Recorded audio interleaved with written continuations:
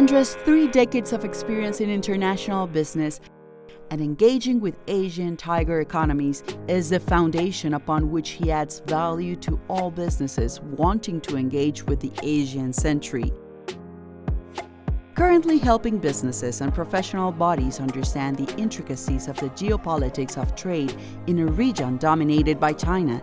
These insights are shared in his books, China's Belt Road Initiative, The Challenge for the Middle Kingdom Through a New Logistics Paradigm, and as a contributing author, Digital Transformation of Logistics, Chapter 13, Exploring the Digital Silk Road. Please welcome Andre as he shares his insights on digital supply chain with us today.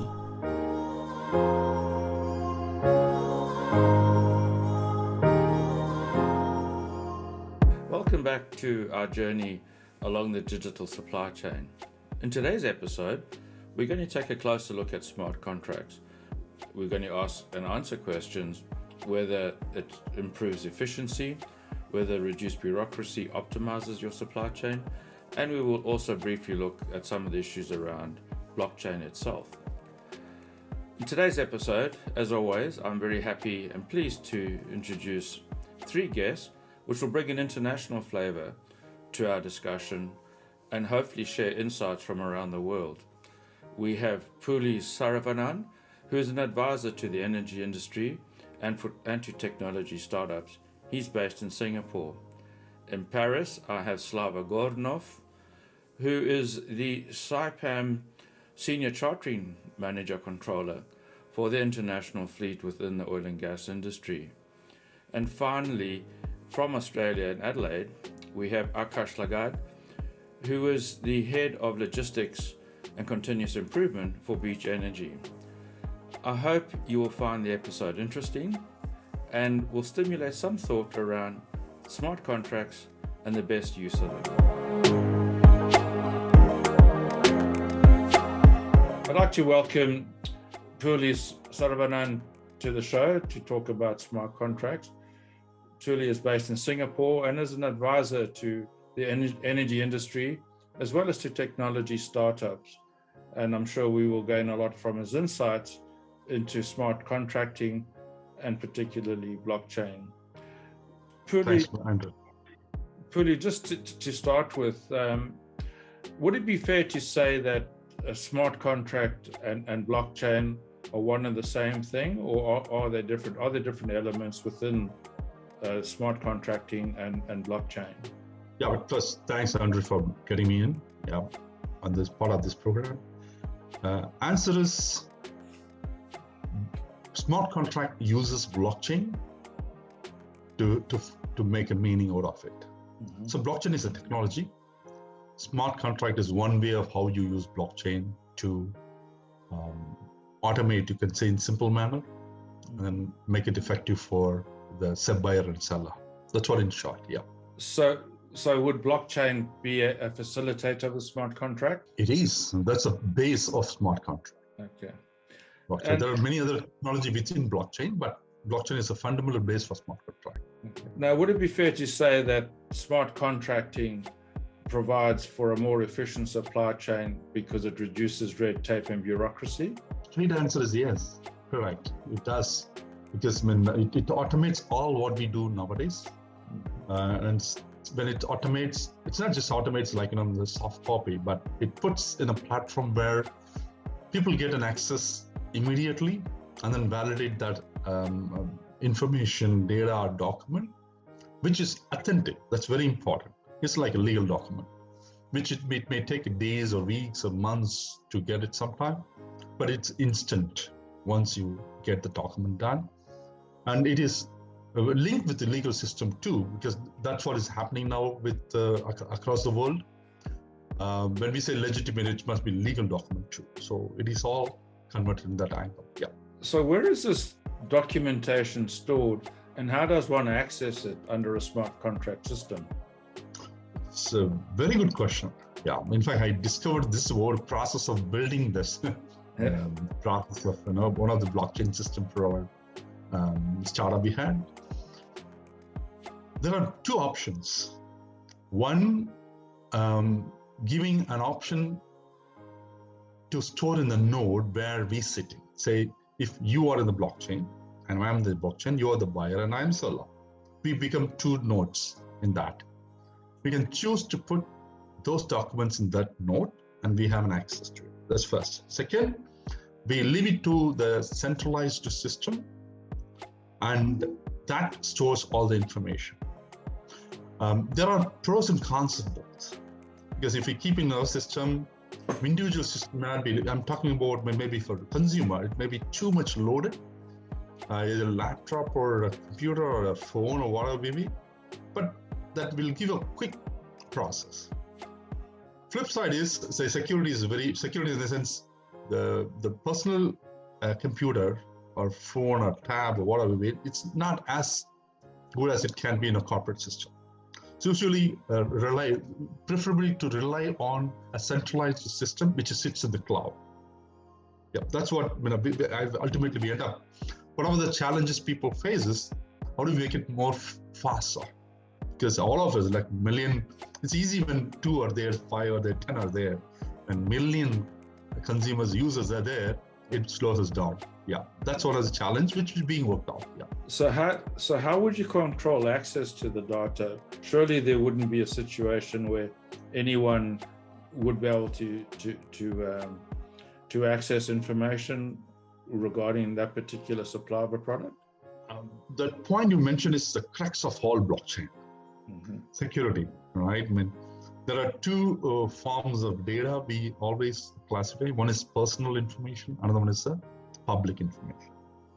Personal information, such like a name, phone number, email, bank details, card, all, which is very personal, it could be including the IDs.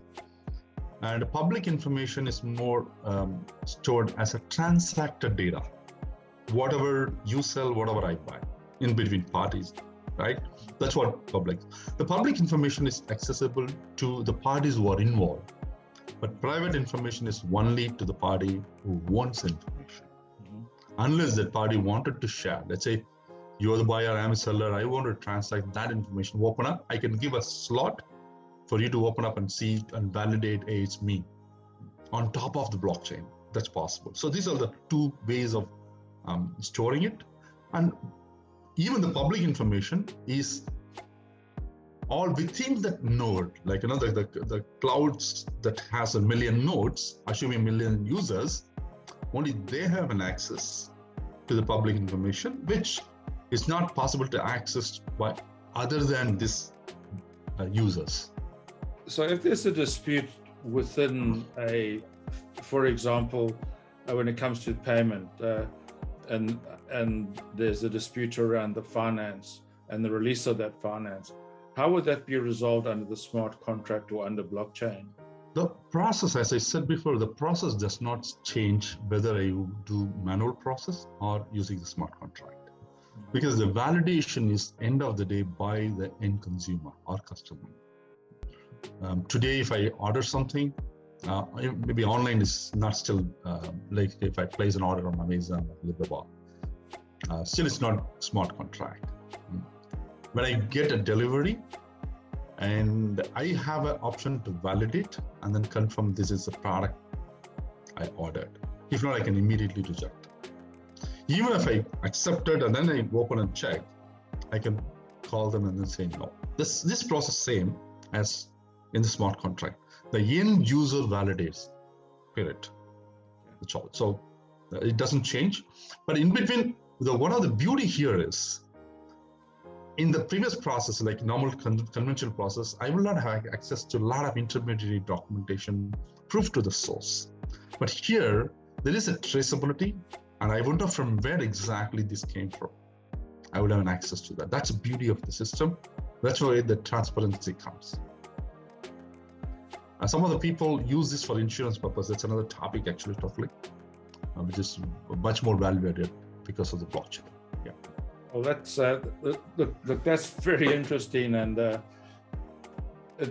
when looking at the security aspects again, is it possible to differentiate between people that have access to certain parts of the information, or is it a sort of one size fits all where if I'm part of the blockchain or part of the smart contract, I can access any and all documents regarding that supply chain, or can I be restricted to what I can see? It doesn't allow all documents for all who are in the nodes, but the information, right? Say there are transactions, because it's validated by the people who are inside, right? Because it's a distributed nodes. Yeah. They would validate because they're all in the same cluster. Yeah. But access to the contracts, no. Still it's public, but access to the contract, no. Yeah. And access to the personal information, as I said, is no for anyone within the system itself. So I would say it's foolproof, because this is something like, when before I got into it many years back, I had no clue. I started doubting on it. Come on, any software can be decoded and I can hack it. But the beauty of a blockchain is different. That's why we brought in blockchain here. Well, if 1,000 or 1 million users are there, if third party gets into it, they have to break in all the 1 million users to have an access to any of the information. So by the time they cross a few hundreds, I'm just giving more number, within few you will be able to find, you can lock that. Assuming hypothetically somebody is super duper renowned, they can break in everything, even the millionth the node is broken, hacked, they will have an access, but the blockchain is designed to collapse than giving access. That's how foolproof the blockchain system. That is very insightful. Look, Puli, thank you very much for your time. I really do appreciate you giving me the time, and for giving us a better understanding of some of the elements within a smart contract and within blockchain and how the two interact. Thank you very much for your time. My pleasure.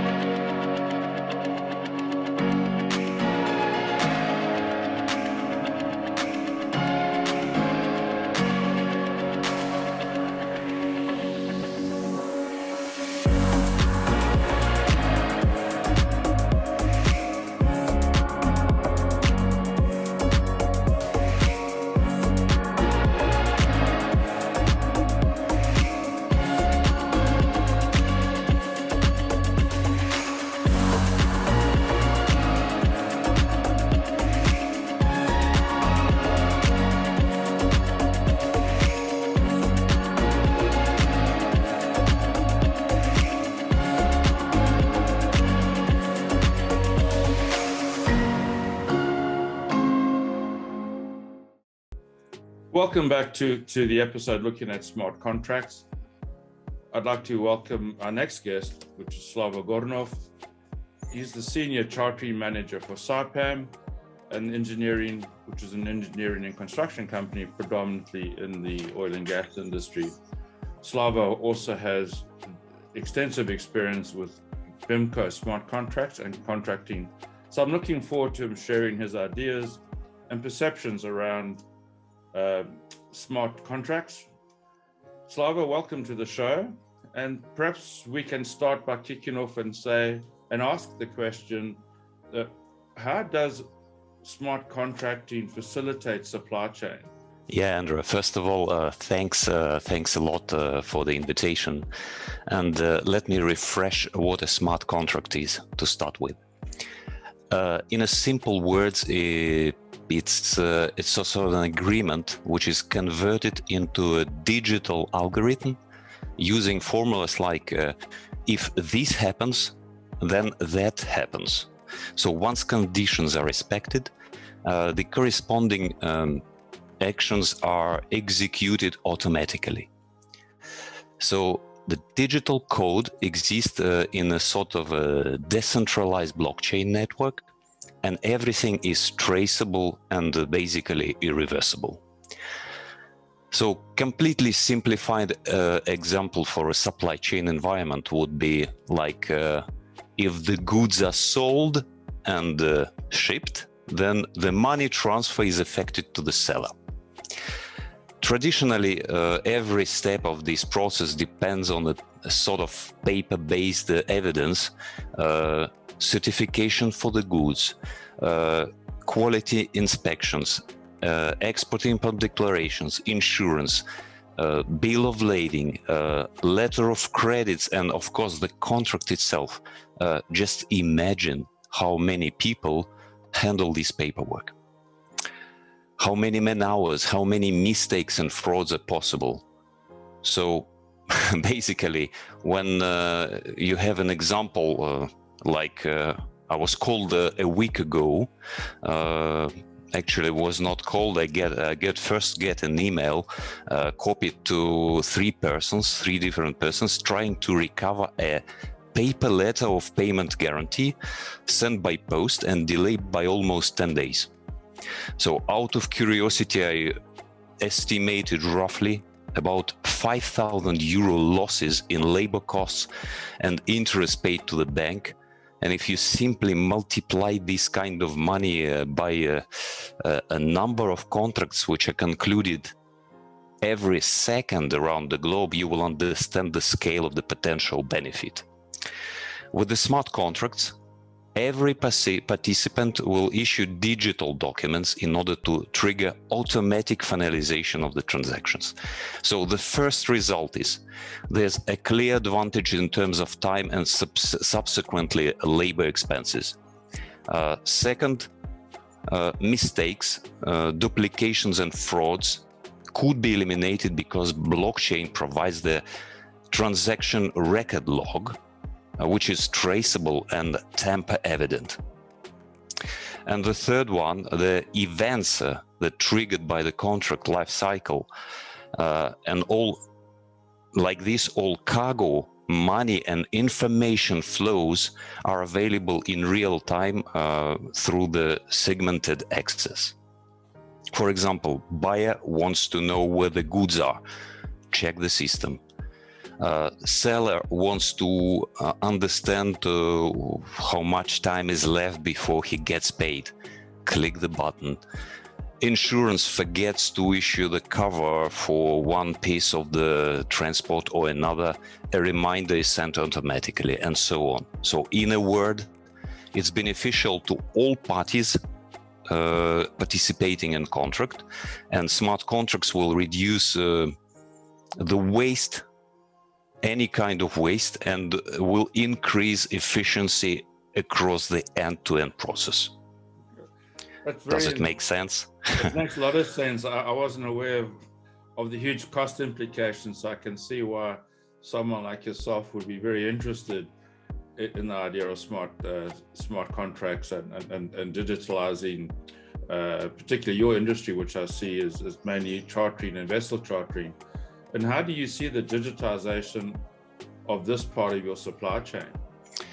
Yeah, indeed. I'm involved in a huge segment of supply chain, which is basically a maritime logistic contract, which is inside the main trade contracts.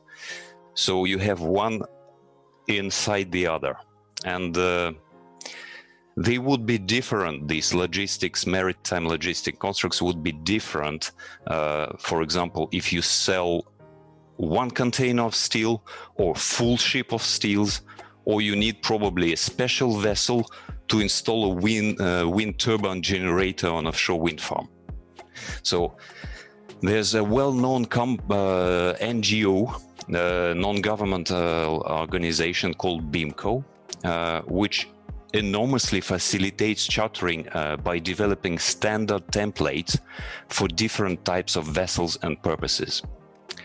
They're recognized around the globe, and I believe that their templates could be in the heart of the chartering digitalization.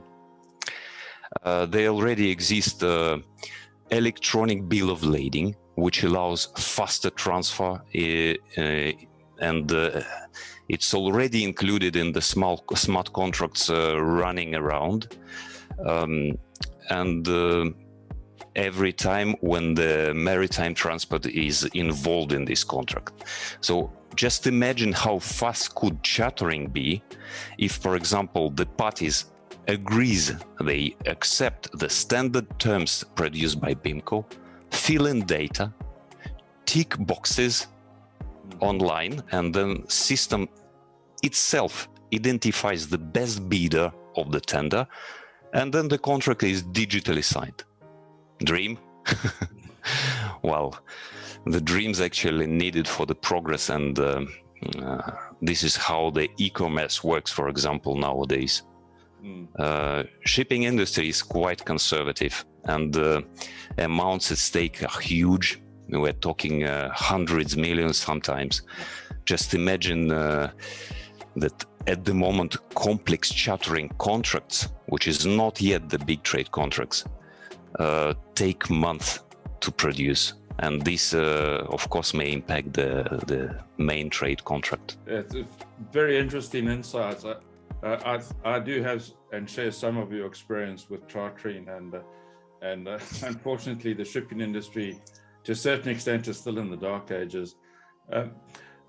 Just now that you've got a better feel in a sense for the digitalization within your area, what are the current flaws and weaknesses of smart contracts, particularly as it applies to shipping, which is the biggest sector within supply chain?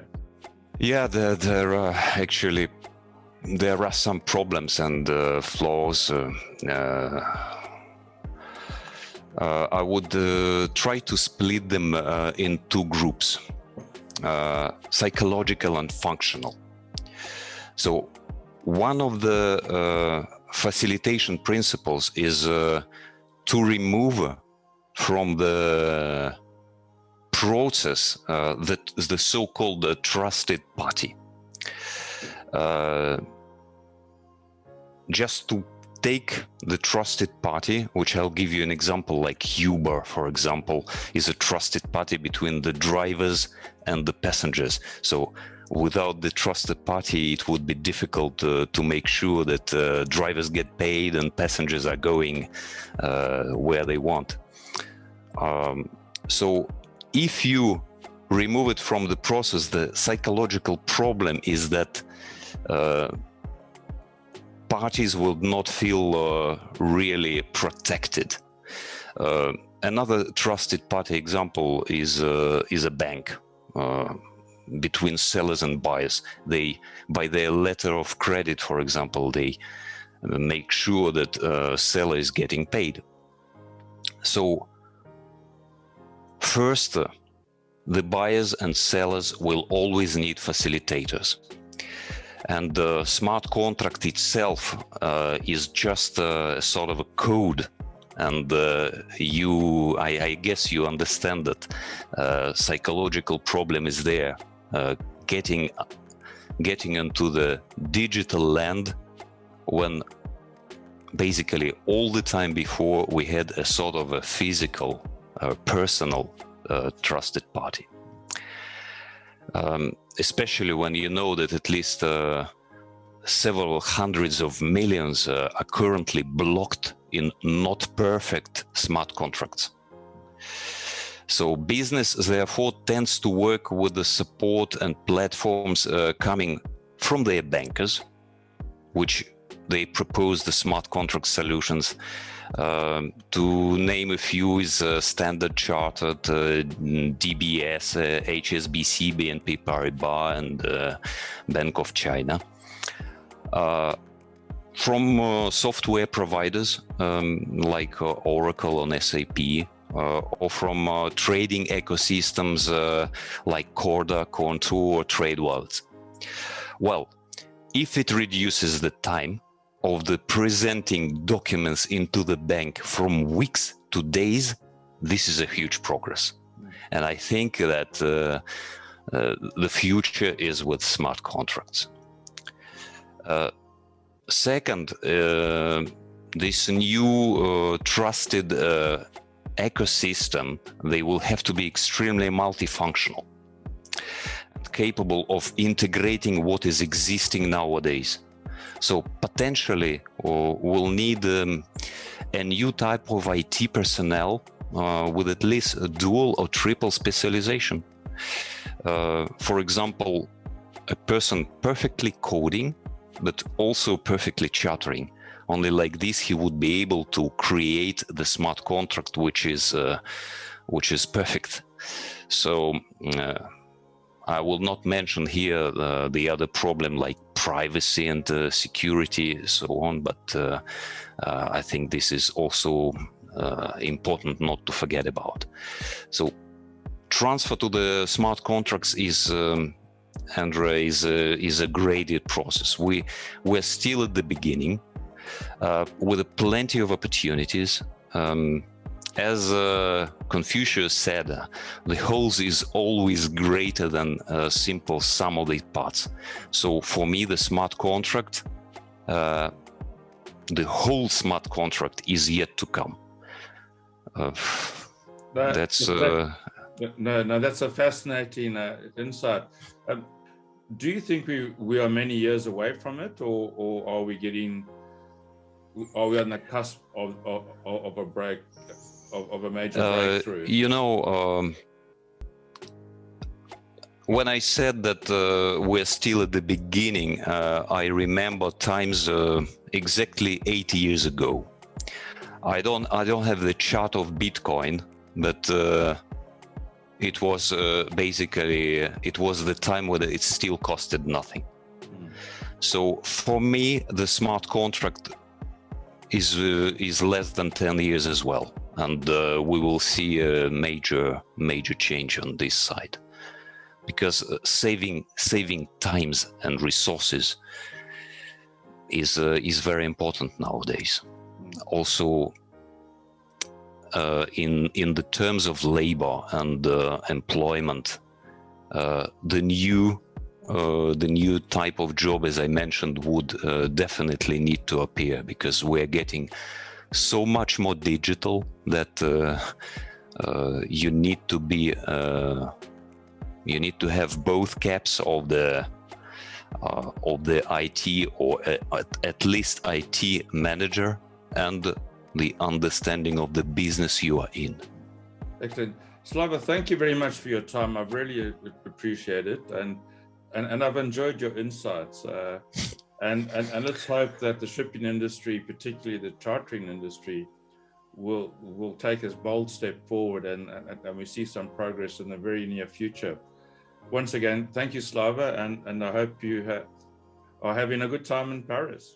Yes, Andrea, anytime you're here, yeah, I'm pleased to have a chat again, and even here it would be nice to have another talk about chartering digitalization if you wish, and I wish you all the best. Thanks.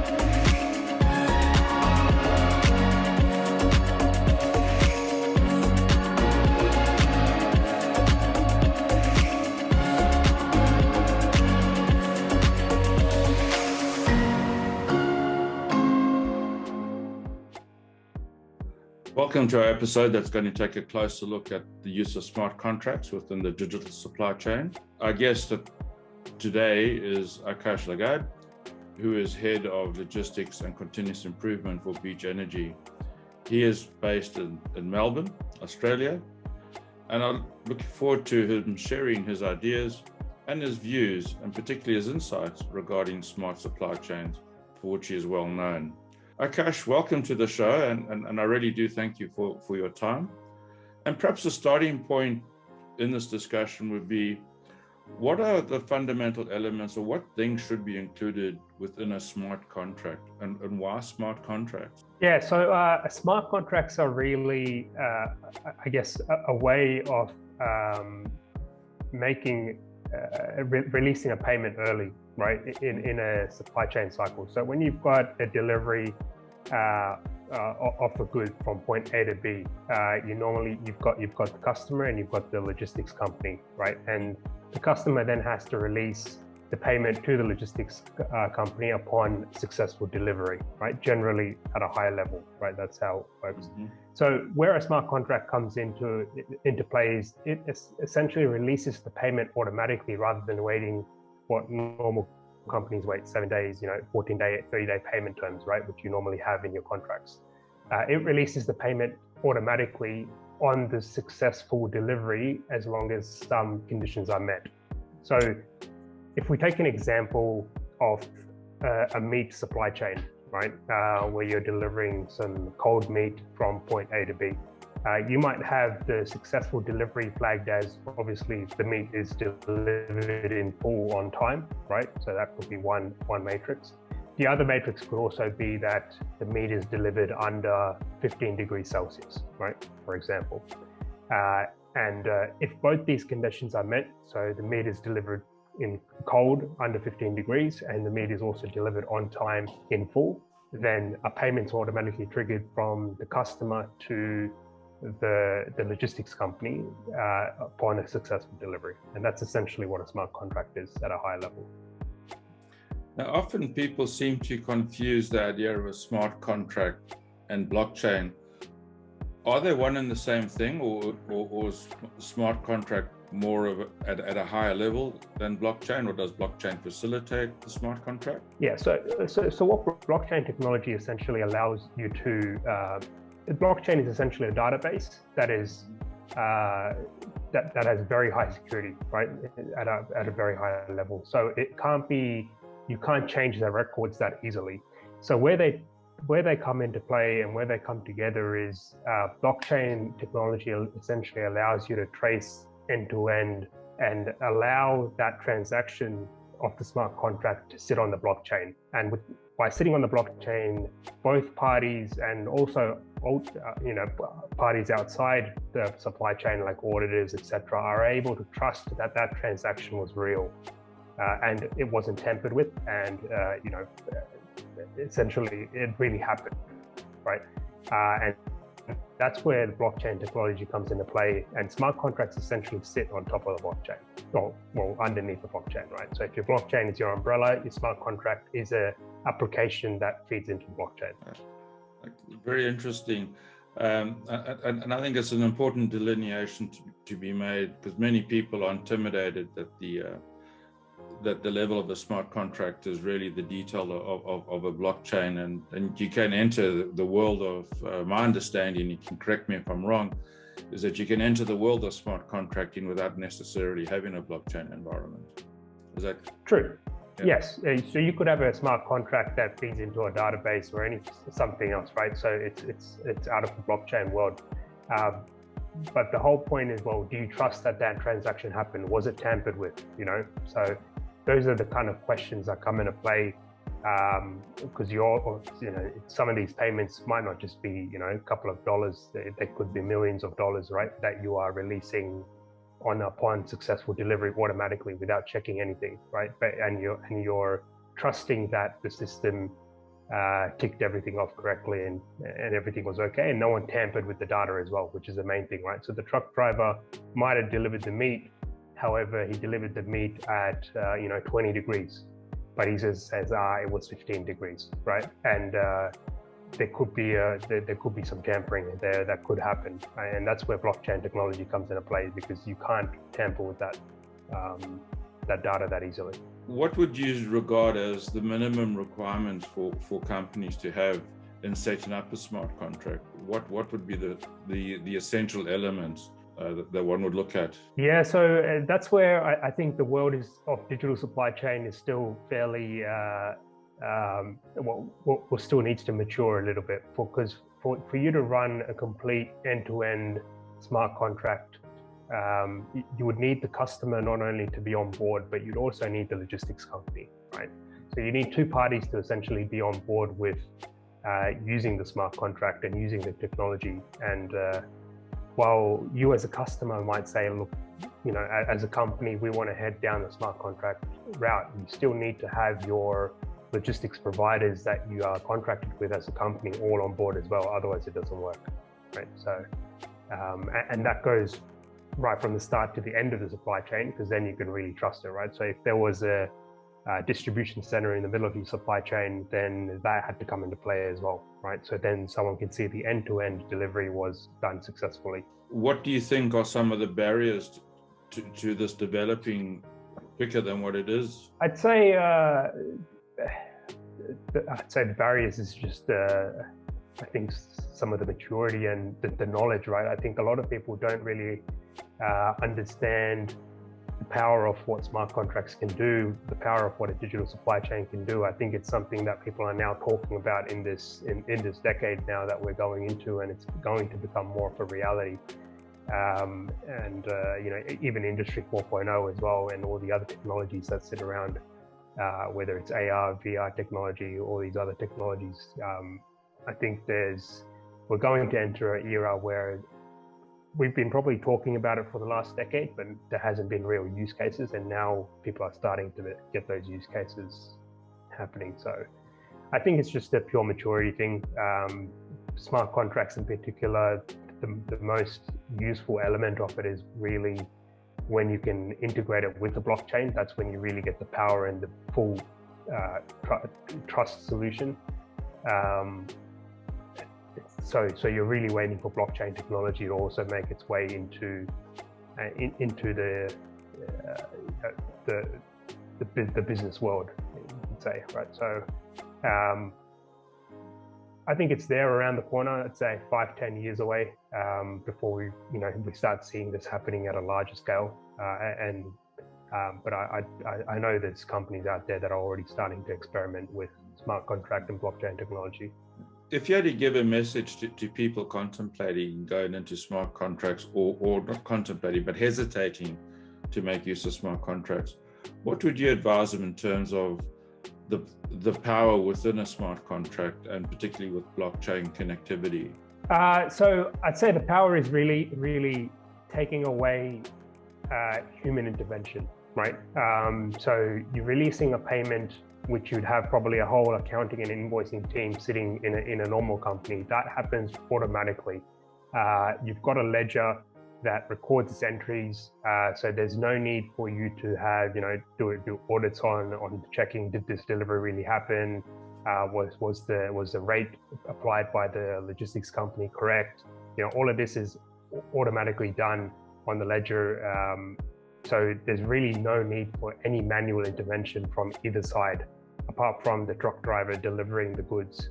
The handshake between the two companies, you could say, is done automatically on the blockchain. And that's where you really get the power, when you can remove headcount, right? Really, in organizations. You step away from those manual processes that we have today, and you start automating them. You've successfully implemented supply chains and digital supply chain and smart contracts and blockchain within the organizations that you've worked in.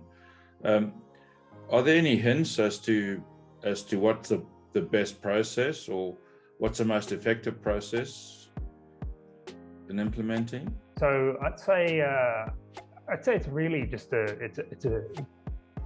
it's a trial and error kind of scenario that you got to take yourself onto, because I think first you need to figure out if it's the right fit for your organization as well, and your supply chain as well, right? Supply chains are very different. Some supply chains are very easy, point A to B, right? And I'd say that's where smart contracts really are the easiest to implement, when it's just a simple A to B supply chain. As soon as you apply a DC in the middle and another stop in the middle and another stop in the middle, you now suddenly have 2, 3, 4 more parties that have to come on board in your supply chain and come on board in being part of your smart contract and blockchain solution, right? And that's where the difficulty started rising. So if you control your supply chain more or less, and you've got maybe a single point A to B, I think that's the easiest in terms of implementing a smart contract, and that's where I would start. If you've got a complex supply chain, I'd say that's where it becomes a bit difficult, but that's where you can probably also break down your supply chain and say, look, we're just going to use it from this section to this section of the supply chain as a pilot, and start there. No, that's excellent advice, and I think people should take heed of that advice, so that they're not overly whelmed and saying, "Oh, this complexity is going to be difficult to control."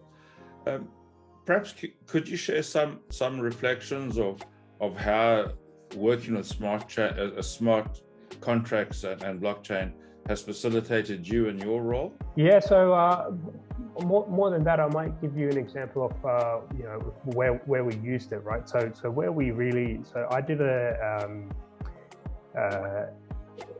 project with a fishing supply chain, where we did this pilot at the start, where what we did was we wanted to have a supply chain that goes right from the fishing boat right to the grocery store, end to end, on a digital supply chain, on a blockchain, with smart contracts, right? So you've got the point of where the fish is caught, all the way to the point of where the fish is sold, on a smart contract, and all the parties in between, where you've got your logistics providers, your warehousing services, where the cold fish is warehoused or stored before it hits the store. You've got all those parties along on the supply chain, and the entire process is also not only done on a smart contract, but also tracked digitally, right? So the value that you're able to give the customer goes beyond just the smart contract of, hey, the whole thing was automated and the whole payment was successful, right? And there was various flags along the way that said the fish had to be frozen under 0 degrees Celsius right from the time it was caught until the time it hit the store, right? And that was one of the matrices on the smart contract that had to be approved before that the payment was successful. But the added benefit that we also got was we were able to track right from source to customer and give that data to the customer itself. So picture yourself walking into your grocery store and buying that fish, but being able to scan a barcode that gave you the trust that that fish was caught in the Atlantic Ocean on the 23rd of January at 10 a.m. and the fish was 12 years old, right? And it was a salmon. Now, getting that kind of data to the customer has just been in just a scan of a button, because the whole transaction was sitting on the blockchain right from the start. And that's where you really start unlocking some of the real power behind blockchain technology and digital supply chains. That's incredibly powerful in terms of information and data. I suppose it'll also help us as we work towards, or as the world moves towards more ethical trading, where you can start tracking and tracing and getting greater insight into where your product actually comes from. Absolutely. So that was on that point exactly as well, is we were looking at the fishing industry, and part of the fishing industry was also prawns in particular. And prawns is one of the topics at areas that are sourced unsustainably these days, where you've got fishing boats that are using slavery and all these other kind of unsustainable methods. And that's where it really also played a part, because if you go to your store, you'll see on the prawn prawn bag or on a can of tuna, you might have, source sustainably. You've got these stickers. Mm-hmm. But do you really trust that sticker? How do you trust that sticker? Anyone could just put that sticker on that tin and say it was sourced sustainably. But how do you know that it really was? Right? And that's where the power of that came into play, where you could really say truthfully that it was actually sourced sustainably because you had the data at that point. You knew who the crew of that fishing boat, you knew the vessel, you knew the name of the company that was fishing, right? You had all of this data on the chain. That's excellent news. Look, Akash, thanks very much for your time, and you provided some wonderful insights into the future direction that smart contracts and blockchain is moving. Hopefully people will be inspired by your commentary and by your insights, and that we get further progress along this smart contracting, which will improve efficiency and optimization and optimally get the supply chains working effectively. Once again, thank you very much, Akash. I really, really appreciate your insights. Thanks so much. Thanks. And so comes an end to another episode along our journey along the digital supply chain. I do hope you gained some useful insights, particularly around blockchain and the relationship that it has with smart contracting. I look forward to you joining me next time as we continue our journey along the digital nature of supply chain.